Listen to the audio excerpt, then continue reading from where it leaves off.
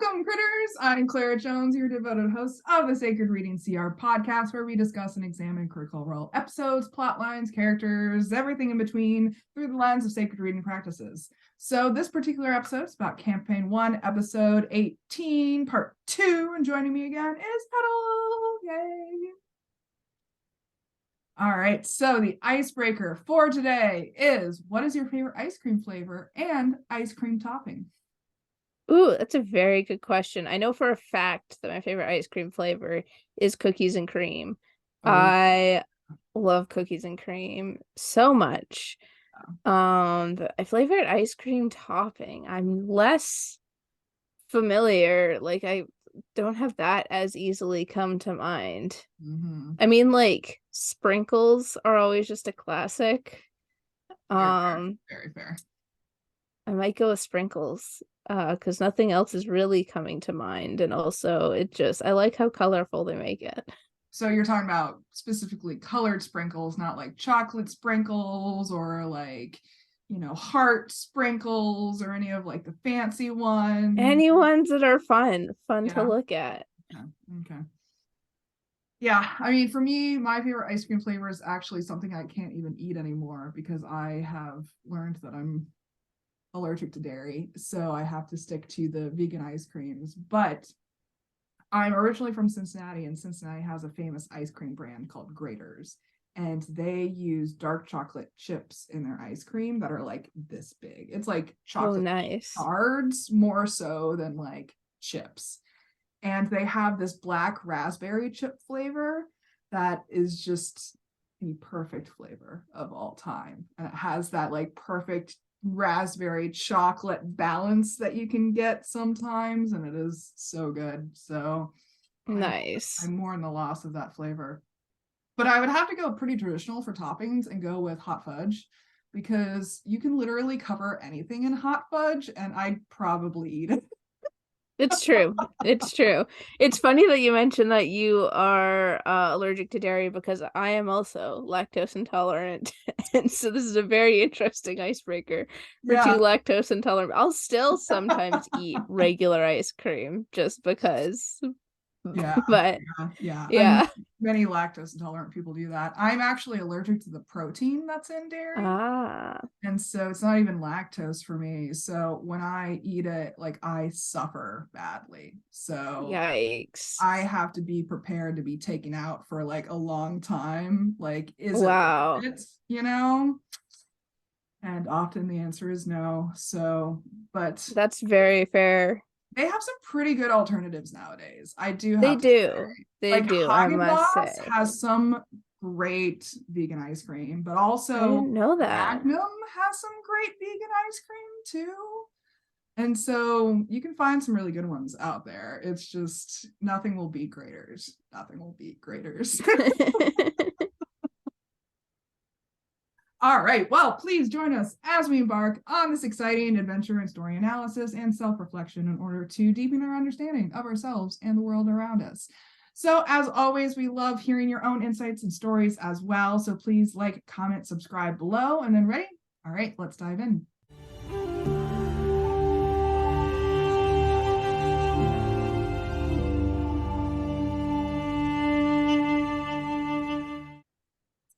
Of the Vax Machina party is currently on a side quest for the Slayer's Take, a fighters guild in the divine city of Vasselheim, in order to clear themselves of criminal charges brought against them for slaying a Hydra without permission. They have been joined by two guest characters, Lyra the human wizard played by Felicia Day, and Zara the tiefling warlock played by Mary Elizabeth McGlynn. And they have been interrupted in the middle of the night by a large wolf creature on their way to find the white dragon they were instructed to slay for the contract.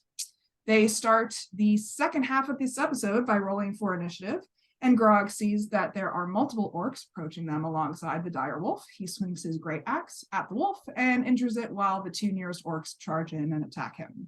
More orcs move in toward the rest of the group and attack Percy, while one attacks Scanlan, who sings a cutting word song in order to reduce the attack, but doesn't roll high enough to prevent it. Percy takes his turn, shooting one of the orcs in the foot and knocks him prone. He rolls a natural 20 on his next shot and does another 30 points of damage.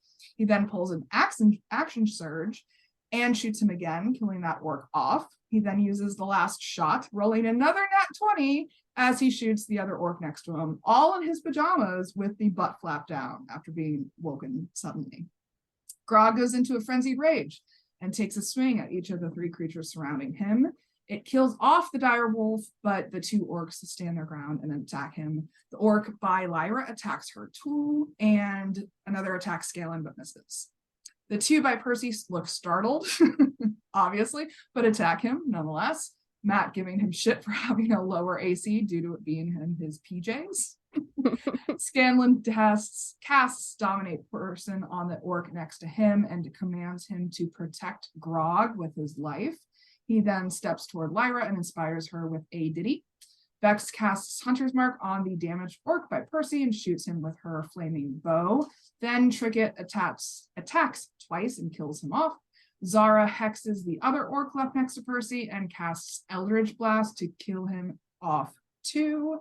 Lyra casts Chain Lightning at the 2 closest orcs and kills one. Scanlan barfs at the gore, while Percy runs toward Grog and takes 2 pot shots at the dominated orc as he goes. He rolls another natural 20 and takes him out.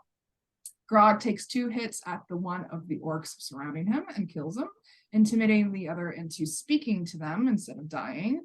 Zara speaks Orcish, so she tells him that if he helps them, they will let him live, rolling a 24 on her persuasion check.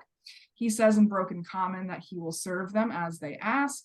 They ask him if he knows where the white dragon is, and he tells them that he's seen it in the sky. He says to look for the tallest mountain where the dragon has made their home. Scanlan loots the bodies and finds a bunch of gold while they question the orc further. They try to convince him to come with them, and Vex says, "Did you see how fast we killed your friends? We're pretty amazing." They realize that he's told them all he could, and Grog slices off his head with the axe. Lyra objects, saying that the group needs to have a talk, while Zara harvests iron from the orcs' weapons. Lyra goes to scold them, and Grog apologizes, while the others argue that they are supposed to be killing things on this mission. Lyra says that as a leader, I choose not to pursue this, but I will register my disapproval. Scanlan says at least she's not talking about Aldor anymore. And Grog gives her one of the orcs' heads and says she can keep it if she wants. But she insists that they just proceed while Grog puts the head in the bag of holding and Zara extracts a canine from the direwolf. Vex casts Primeval Awareness to sense that the dragon is within 6 miles, but does not find it. Lyra suggests as the leader, again, that they need more sleepy time, and Zara gives her some sass for calling it sleepy time. They all go back to sleep, and Scanlan takes last watch. Once they wake, Grog rolls for his beard check, but does not succeed. Eventually, they rejoin their horses, and Zara uses beast speech to calm them before they head out for the day. They use the dust of tracelessness to hide their tracks as they go. Lyra takes the opportunity to continue the story of how she first met Aldor to Scanlan as the hours pass, and they reach heavy curtains of snowfall as they approach the mountains. The cold does take its toll on Scanlan and is about to take 1 level of exhaustion, but Lyra gives him her stone that can protect him from cold, since he's being such a good friend to her by listening to stories about Aldor. Scanlan says that he despises her, but has had a few Aldors himself in his life, so he understands, telling her that they were mostly whores who kicked him out too early. Lyra tells Scanlan that she has had intercourse with Aldor once after she bought him a 10,000 gold set of armor for his birthday. And Scanlan asks Grog what the term is for when your penis turns inverted. They continue on, and Vex tries primeval awareness again, succeeding at the last moment and sensing a faint energy on the edge of her awareness. At the moment, they actually hear a distant growl through the snowstorm as ice starts hailing from the sky. They all hide, avoiding most of the impact of ice damage, but Grog does not, so he takes some. They can barely see the shape of a dragon in the sky near the mountain about 10 miles away. And so riding through the forest, they continue on as Vex guides them in one of her favorite terrains. They pass some ruins and see a glowing entity from afar, but are able to avoid it. They finally do get to the base of the mountain, and Grog tells them that as part of a mountain-born race, it could be scaled, but it would be very difficult. They decide to go investigate a cavern instead that's at the base as a sudden rush of wind approaches them. Before they can go anywhere, a massive boulder slams into Vex and causes 30 points of bludgeoning damage as a very large humanoid figure steps out of the forest. The frost giant bellows at them, picking up another boulder as he calls for another giant who steps out of the cavern they were just about to enter. And that's where they end for the episode. So, what do we think? I think this episode, I mean, this at least the second part of the episode just really comes off as just sort of like some classic D&D. There's like a fight in the middle of the night, like interrupting their watches. There's some like exploring and wandering through the wilderness. There's like other encounters, both that they avoid and that they are unable to avoid, like the frost giant. And I think like just watching with this, it just felt very much like I could pinpoint it to a lot of different moments in all of my different D&D games, because it was just such a classic D&D, the way that it was played and run. Yeah. And I love that we see the introduction of the golden snitch here. Like, I think it's also a classic D&D experience. Like having the one die that always rolls well for you, like Talison's golden snitch becomes legend as this campaign goes on, and we see rolls of evidence here, and I absolutely love it. And I think that that's a perfect counterpoint to all the bad rolls that they have as well. This episode, and I think that that's such an integral part of classic D&D too. Like, I totally agree, it's a classic D&D episode that we're having here. Yeah, and it's interesting seeing different people, different characters interact with these, I don't know if I want to call them tropey elements. They're verging on tropey, I would say. Well, I don't think it's a bad thing to call them tropes. I don't think tropes are necessarily bad in and of themselves. They're just tropes because they're recognizable, and they're tropes because a lot of the time they work as elements. Yeah. Like, as I was watching this, I was almost thinking about how much of a shame it was that they didn't animate these episodes. Because like the whole visual of even Percy in his, PJs is so animatable. Yeah, I know. I understand why they didn't, just because they have like so much content to fit into such a short amount of time. And at the beginning, like they didn't know how much they'd get. Like originally it was just supposed to be one animated episode, and then it evolved into a whole season, and then into 2 seasons, and now they've been greenlit for 3 seasons and allowed to have like other shows and movies in the works. And so it's like, it's understandable that they fit things in the way that they did. I also know that I touched on it a little bit last episode, but it's interesting too seeing how they reorganized certain plot elements from before the Briarwood arc, which is basically where the animated series starts out, with the exception of the 2 episodes to go over Brimscythe, which was something we didn't even get to see in the campaign itself, because that was pre-streaming it. But it's like cool because they have the introduction to the Slayer's take, and specifically Zara and Cash, who obviously is going to be talked about next episode. And like it's interesting to see the similarities and differences, because this is like a lot more like there's the like conflicts between them, as we talked about last episode, but it's like a lot more friendly, whereas I think they heightened up the tension in the animated series. I don't know whether you've seen season 2 yet.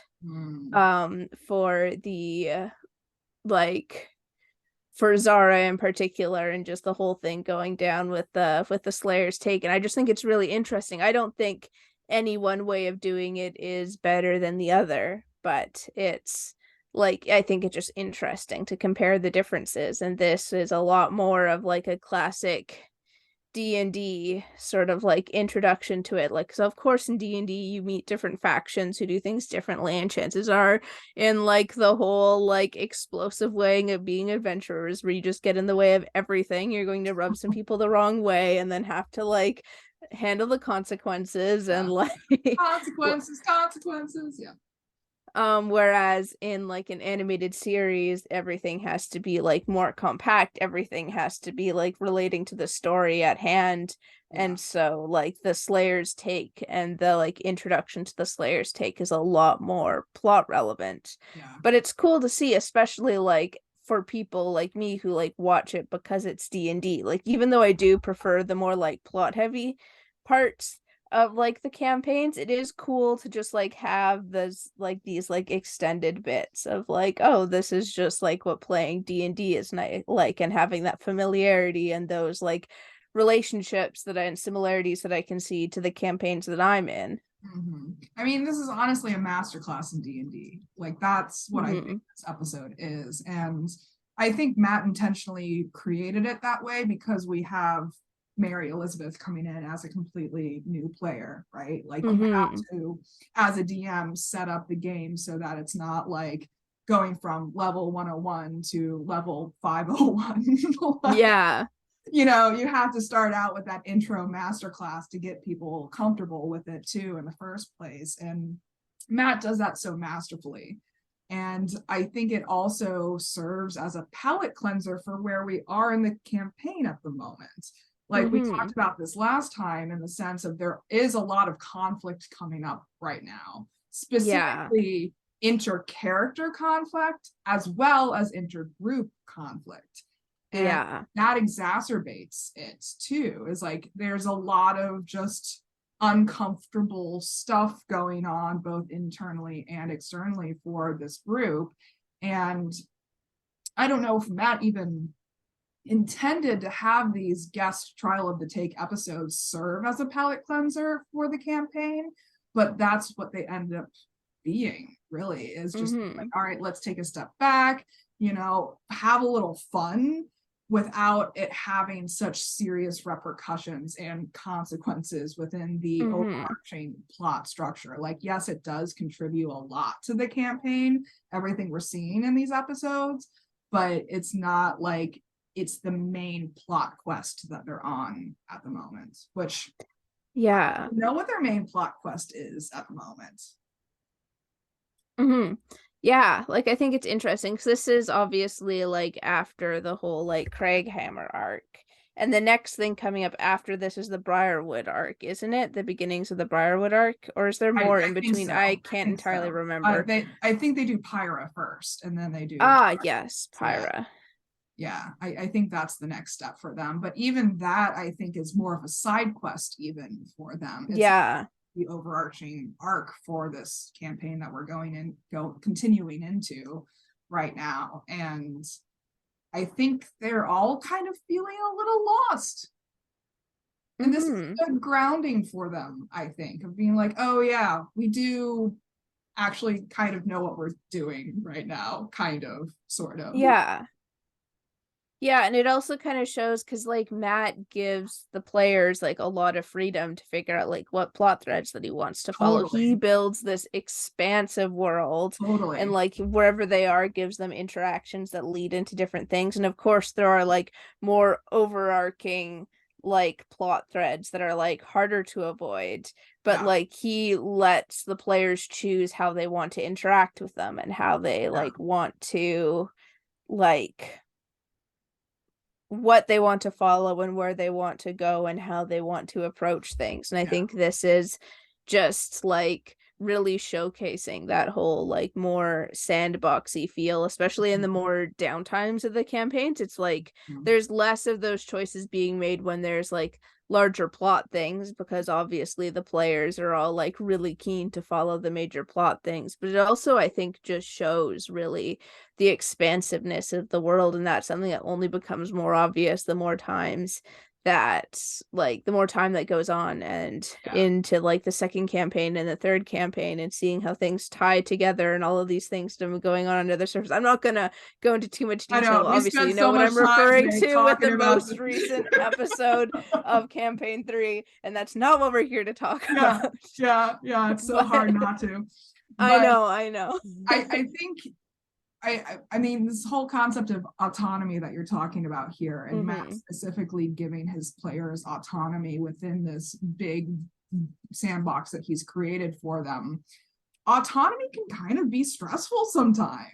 Yeah. It does come with decisions and responsibility and consequences. Like, you have to actually take ownership over your behaviors if you are acting autonomously, because you get the choice in that. And so you kind of have to take ownership of the choices that you make. And I think both Vox Machina, the characters, as well as Critical Role, the players, in their business structure that's going on right now, as well as in the game dynamics and narrative and stuff that's going on right now, they're becoming more and more autonomous. And I think that's kind of, I don't know if I want to call it an ego trip, but it's definitely tripping a bunch of them up. Yeah, and I imagine it must be more stressful to have that autonomy with all of the eyes on them, with having it being streamed. Because it's one thing to have like a sandbox world and like have it be like in like your home game where you can just like dick around and do whatever until you decide what you want to do, and like yeah, there's consequences, but like everybody's all in it together. But now they have so many eyes on them, and not only are they probably thinking about trying to make like good content for people to enjoy, they also have like all of these people who are there to like potentially judge them for the choices that they make. I mean, there's so many toxic parts of the Critical Role fandom, and I don't often like watch the little chat box that scrolls in the earlier campaigns, mostly because it's just so small and I'm usually doing other things while I'm like listening to the episode or watching the episodes in preparation for this podcast.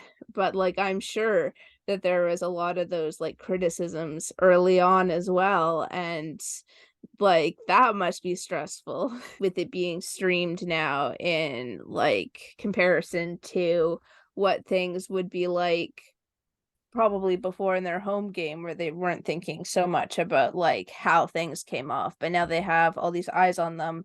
And a lot of Critical Role fans, at least now and probably then as well, who think that they know the campaign better than the players do and complaining about how they do things. Yeah.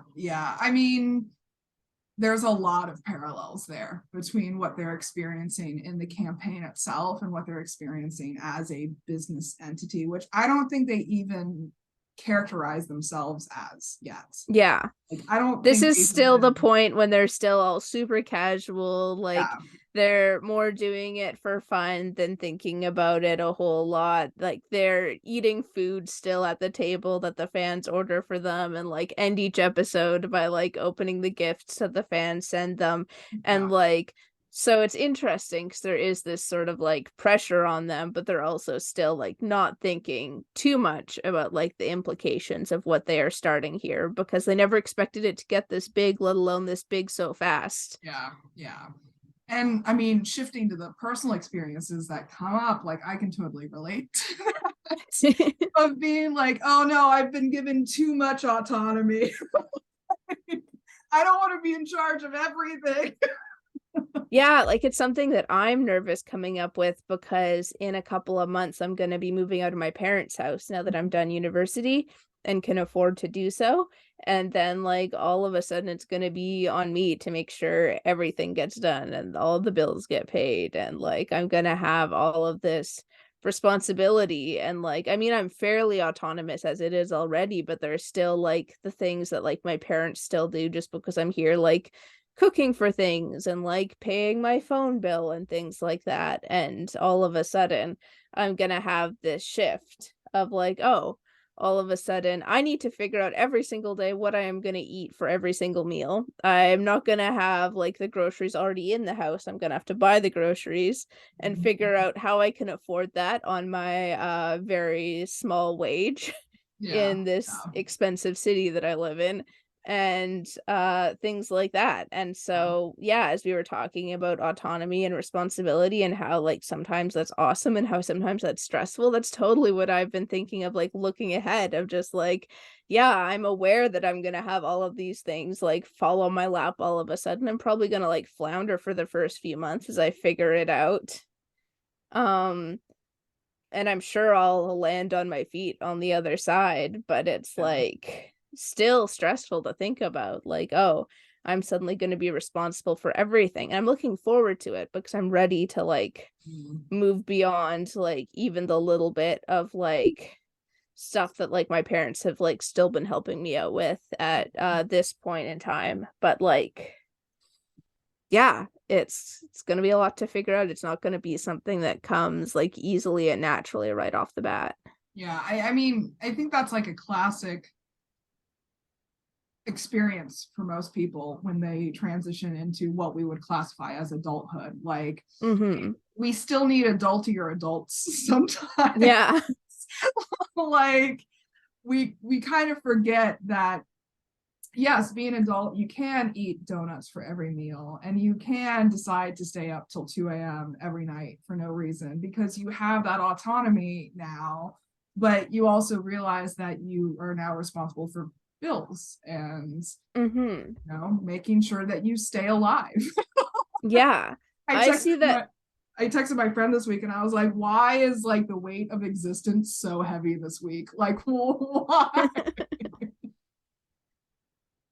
Yeah, yeah, and I see that too, like, cause I work at a youth shelter, and without giving away, like, too much because I'm bound by, like, confidentiality and stuff like that, but I do see that in the youth that I work with too, and I mean, it's sad because in many ways, a lot of them are too young to be as autonomous as they are forced to have to Sure. be, but, like, some of them, like, when they get to, like, the shelter and are spending some time there are and it's not like a long-term shelter, but sometimes you see them, like, get those like tastes of freedom and then suddenly like not think about the things that they have to look out for themselves because they don't have a home anymore, but instead like all of the things that they can do that their parents told them that they couldn't do.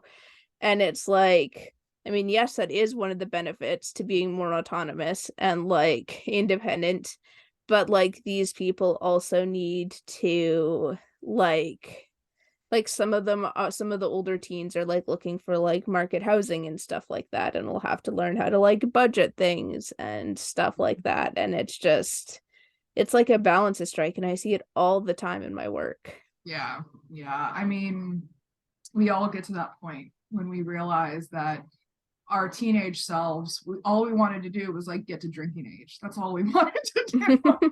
Was like whatever the drinking age is, wherever you are in the world, like that was where we wanted to get, right? Mm-hmm. Mm-hmm. I'm fortunate to be in Canada where I hit it in 19 in my province. Yeah, yeah. And like, whether it's 19, whether it's 21, whether it's 20, it's like that seems to be the like official adulthood point because that's also Mm-hmm. that last big milestone that we're taught is the last adulthood point.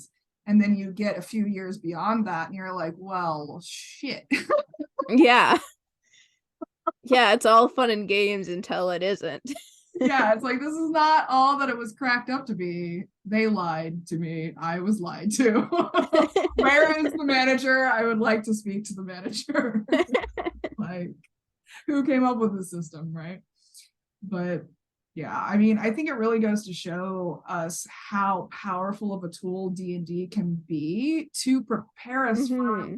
real life situations. Like the parallels that we're seeing between Critical Role and the business side of things and the story side of things and all of that stuff, as well as like the preparation that I think the game of D&D and the game of Critical Role gave the actors, gave the group, gave the people, the cast of how to function as a good working team, how to put people in the right positions at the right time and have them to do the right tasks, how to, handle intergroup conflict, how to handle Mm-hmm. interperson conflict and everything that goes on with that. And it's just all practice for later on, whether that means fantasy later on or real world later on. Yeah, for sure. And it kind of brings me back to like I actually did a project on this in university because my degree is in child and youth care.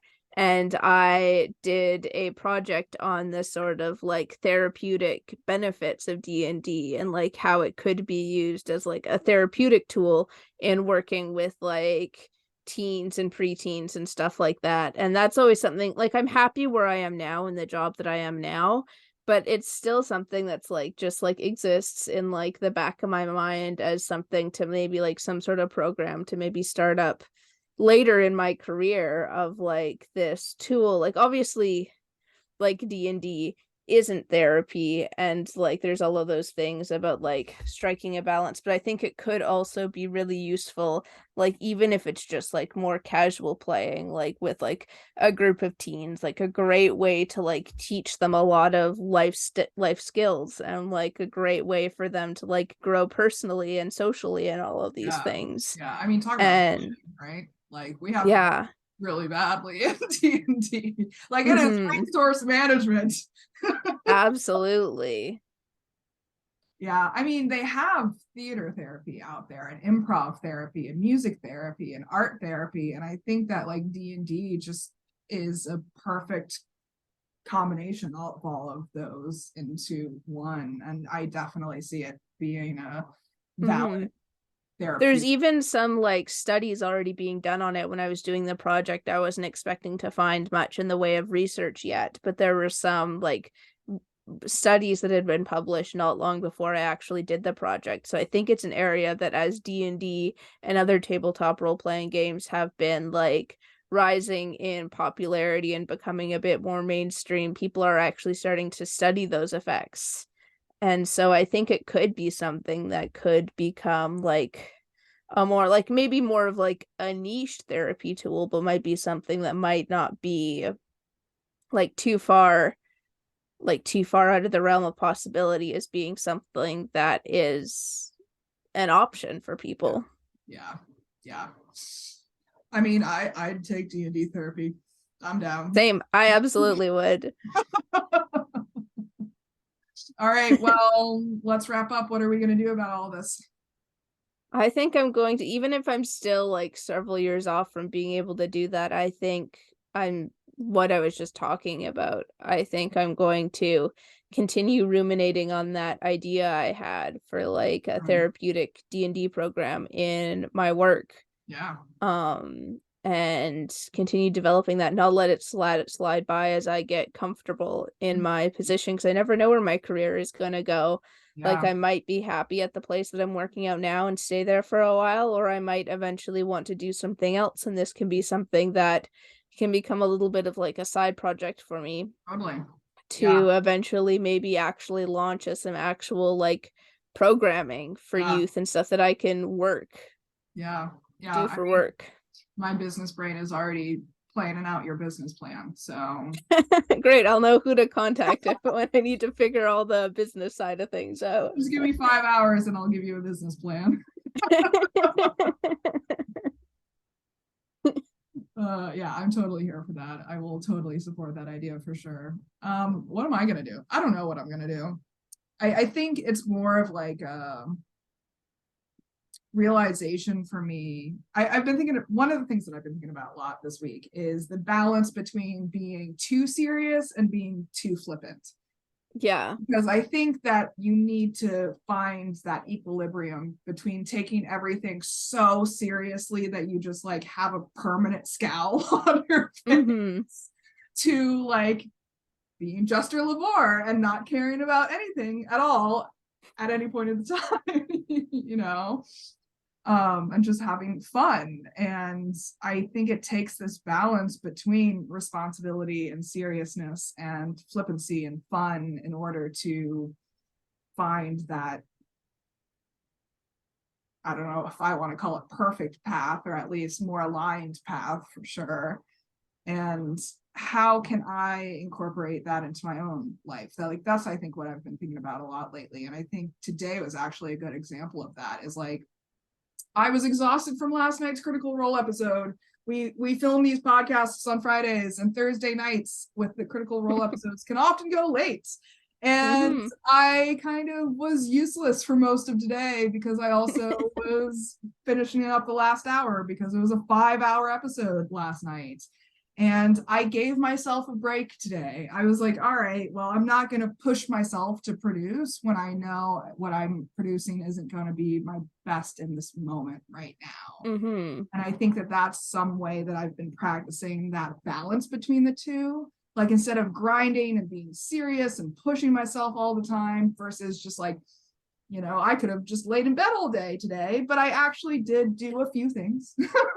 I did accomplish a few adulting things today, but it wasn't like I handled the entire to-do list like serious Claire would, you know? Yeah. So I think that that's my practice going forward, and just being conscious of that balance more so than, because I can err so much towards the serious side and just be like grinding myself into the ground a lot. So I need to remind myself to be like, okay, let's not binge either way. Yeah, absolutely. It's important to find a balance. That balance looks different for everybody based on what their tendencies are and towards either one, and what, like, where they're the most comfortable and what's the most feasible for them. But that balance is important. Yeah. And thank you to Critical Role for teaching us. Yes. The most unlikely education source. All right, anything you want to add before we wrap up?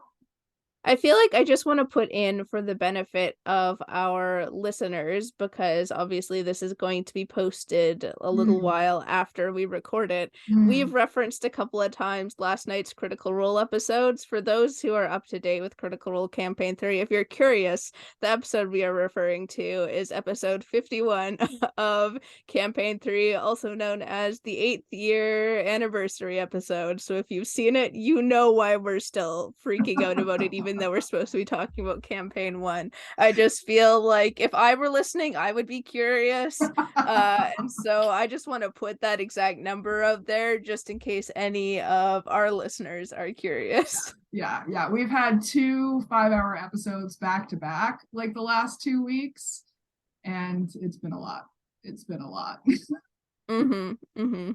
We are still emotionally, I'm still emotionally hungover. Yeah, I've been able to sleep in between, because I did finish the episode last night, because I don't usually go to bed before midnight anyways, unless I need to be up early the next morning. But so I've had a bit more sleep to put myself in that distance, but those emotions are still very much there. Yeah, I finished the episode during my lunch break today, so I've got a lot. That's not too long ago, because it's like almost 4 p.m. Yeah, like 3 or 4 hours ago. Yeah. All right, well, Critical Role, guys, we love it.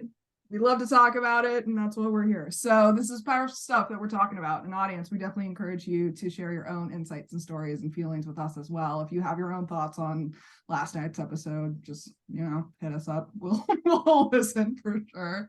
Or this episode that we're talking about here with the trial of the take. So special thanks to Petall for joining me again. It's been a pleasure. Thanks for having me. I always love talking about these things, and I'm looking forward to coming back in another couple of episodes, another couple of Critical Role episodes. Yes. Yeah. Well, yes, and so next time we'll be discussing Campaign 1, Episode 19, Part 1, and joining me will be Alyssa, so I'm super excited for that. And as always, I'm looking more for co-hosts and guests, so if you're interested in coming on, hit me up. I'll send you the link. In the meantime, please comment, like, subscribe below, follow us on Tumblr at Sacred Reading CR, and until next time, may all beings be peaceful, may all beings be free, and always, always, always remember to love each other. Take care, guys.